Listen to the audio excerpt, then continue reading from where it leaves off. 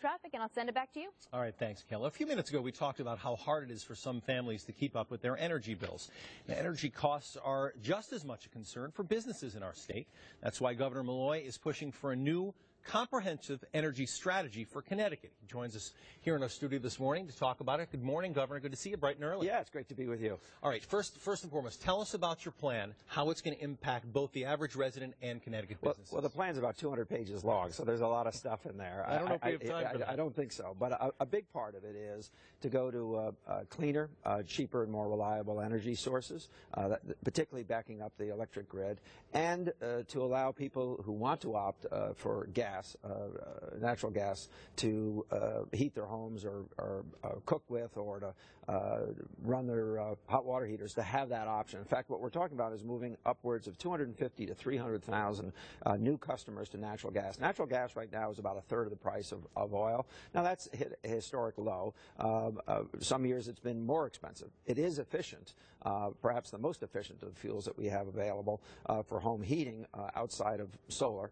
And the other value is it's a lot cleaner. So this is a way to clean up our environment, lower cost for folks, and to move to a very reliable heating source. So there's an infrastructure issue that we have to get the line laid. Talk about with families in terms of, okay, well, what does this mean, Governor, in terms of my boiler? Well, in our plan, what we're talking about is changing how that's financed. For instance, in Connecticut, we require that all costs be recovered within 15 years. But in other states, I'll use Massachusetts, where they have a 51% penetration rate. 51% of the people heating their homes use natural gas. Ours is about 30%. They actually have extended that window to 25 to 30 years. By doing that, we make it a much more affordable conversion, particularly at the very low interest rates that companies can borrow money to do those conversions and then finance it off the bill.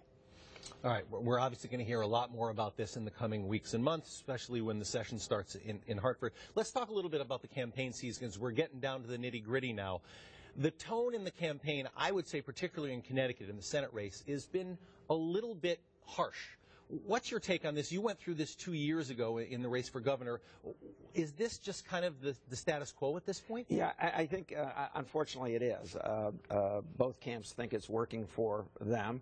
Linda McMahon's been up with pretty nasty stuff for a long period of time. She's spending millions and millions and millions of dollars, $50 million the last time she tried to get the office, probably another $50 million this time, so she can flood the airways. And I think the Murphy people are just trying to push back. I mean, you look at some of the charges back and forth. She says he paid bills late. He says she filed bankruptcy and stiffed people for 40 years.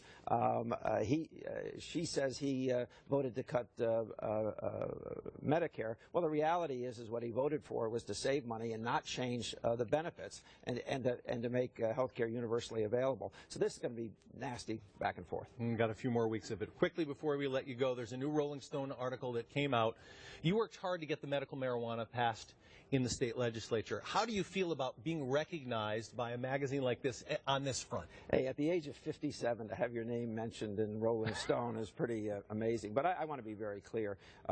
We did not legalize marijuana. We said for people with certain medical conditions whose doctor certifies that this is the best treatment, that they'll have access. And on the decriminalization, what we said is small amounts, you pay a fine. It's not a crime.